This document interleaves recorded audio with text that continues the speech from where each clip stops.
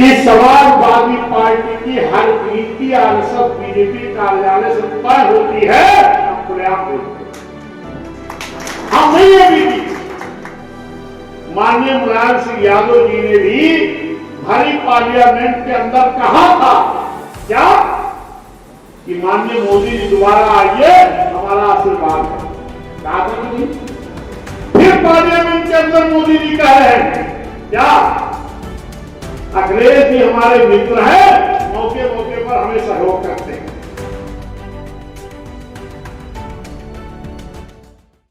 दोस्तों नमस्कार, मैं हूं सुबोध कुमार, आपका अपना एंकर, और आप देख रहे हैं आपका भरोसेमंद चैनल खबर नेशनल टाइम्स, जहां खबर नहीं सच दिखाया जाता है, वो सच जो सत्ता के गलियारों में छुपा दिया जाता है। आज की इस वीडियो में हम उठाने वाले हैं एक ऐसा सवाल जो उत्तर प्रदेश की राजनीति की जड़ें हिला देगा, एक ऐसा आरोप जिसने सियासी गलियारों में भूचाल ला दिया है, और वो सवाल है क्या समाजवादी पार्टी अब बीजेपी की बी टीम बन चुकी है। जी हाँ दोस्तों, ये हम नहीं कह रहे, ये दावा किया है बहुजन समाज पार्टी के प्रदेश अध्यक्ष विश्वनाथ पाल ने, और उनका ये बयान सिर्फ एक बयान नहीं बल्कि एक सियासी विस्फोट है।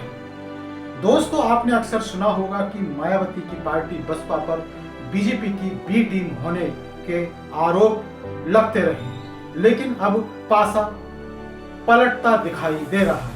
अब बसपा सीधे सीधे अखिलेश यादव और उनकी पार्टी समाजवादी पार्टी पर वही आरोप लगा रही है।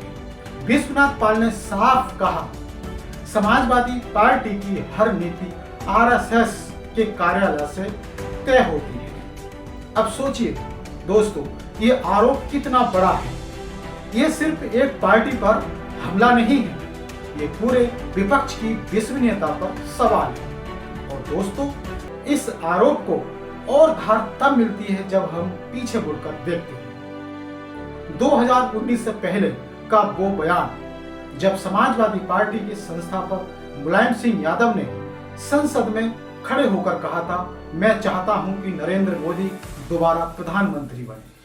अब सवाल यह है दोस्तों, एक विपक्ष का सबसे बड़ा चेहरा अगर खुले मन से सत्ता पक्ष के नेता के लिए ऐसी बात कहता है, तो क्या ये सिर्फ शिष्टाचार था या इसके पीछे कोई गहरी सियासी रणनीति छिपी हुई थी।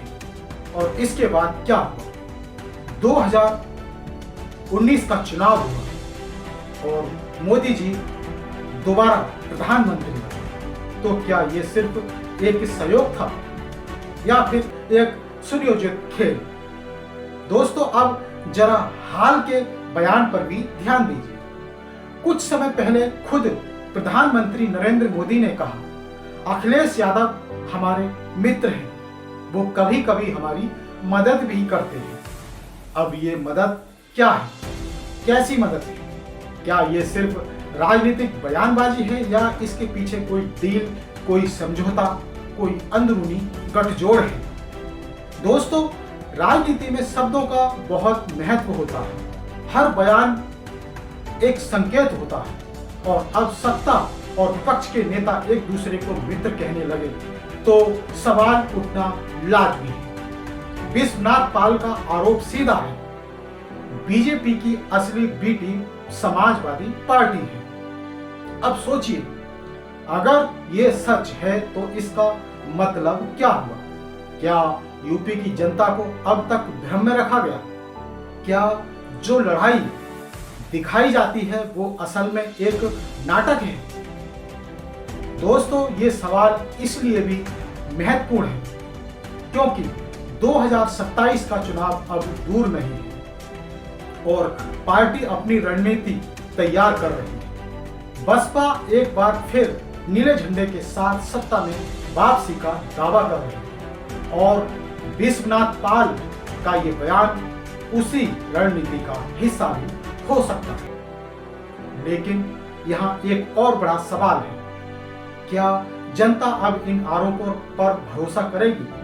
क्या लोग सच में मान लेंगे कि सपा बीजेपी की बी टीम है या फिर ये सिर्फ एक सियासी हथकंडा है?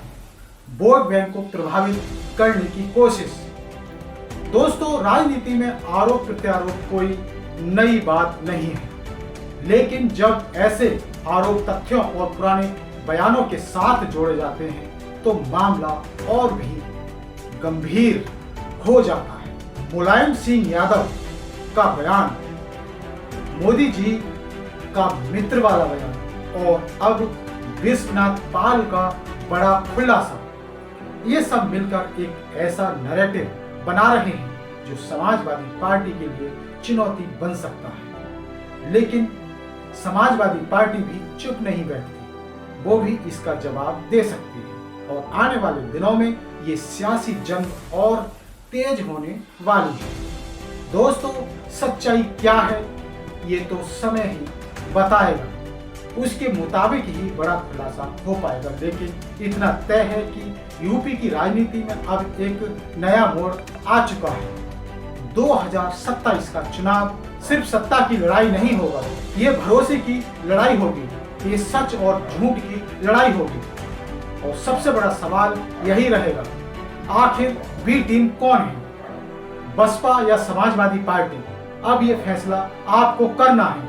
आपकी राय क्या है? क्या आपको लगता है कि समाजवादी पार्टी सच में बीजेपी की बी टीम है या ये सिर्फ एक राजनीतिक प्रोपोगेंडा है? कमेंट करके हमें अपनी राय जरूर बताएं।